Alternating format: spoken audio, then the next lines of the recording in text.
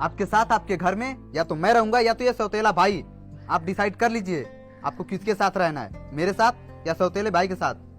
दुनिया का रीत है, दो सगे भाई साथ नहीं रह पाते हैं। यहाँ तो मामला सौतेले का है। ब्रह्मदेव चचा, अंतिम फैसला आप ही के हाथ में है, कुछ बोलिए। पिताजी तो दुविधा में हैं, वो सोच में पड़ गए हैं कि मेरे साथ रहें या फिर इसके साथ। अब चिंता मत कीजिए, मैं खुद ही घर छोड़ के चला जाता हूँ।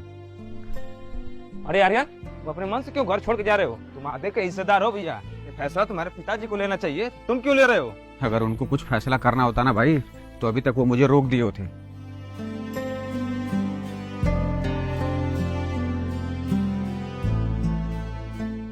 बेटा, दर्द अब बर्दाश्त से बाहर हो रहा है। डॉक्टर के पास गए थे?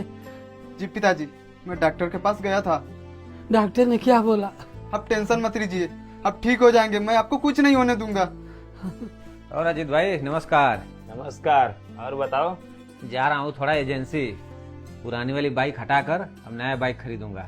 वाह आर्यन भाई वाह, खूब पैसा कमा रहे हो। पहले पुरानी बाइक खरीदे, अब उसे बेचकर नई बाइक खरीदने जा रहे हो।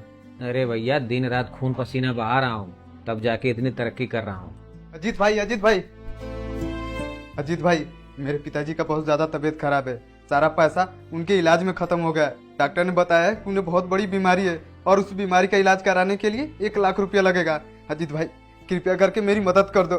मेरे घर परिवार की स्थिति खराब चल रही है, मैं 1 रुपए की मदद नहीं कर पाऊंगा तुम्हारी।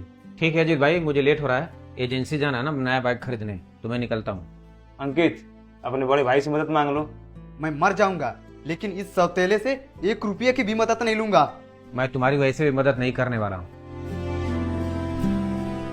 अरे भाई, करवाट इतनी अच्छी बात नहीं है। तुम्हारा सौतेला भाई है तो क्या हुआ, उसकी मदद कर दो, बाइक कई बाद में खरीद लेना। मुझे एक बात बताओ, वो बंदा इतना घमंड में रहेगा, इतना अकड़ दिखाएगा, अगर मैं उसकी मदद भी कर दूं तो मेरा एहसानमंद नहीं रहेगा, मुझे अपने पैर के धूल के बराबर समझेगा, तो फिर मैं उसकी क्यों मदद करूं?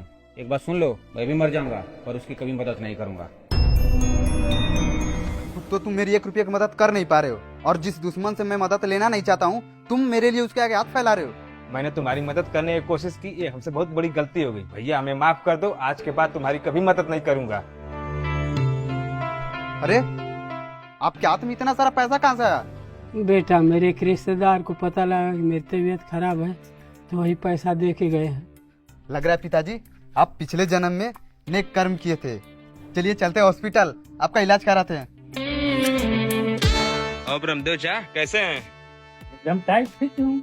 अरे, सुनने में आया हमारे सौतेले भाई एजेंसी से नया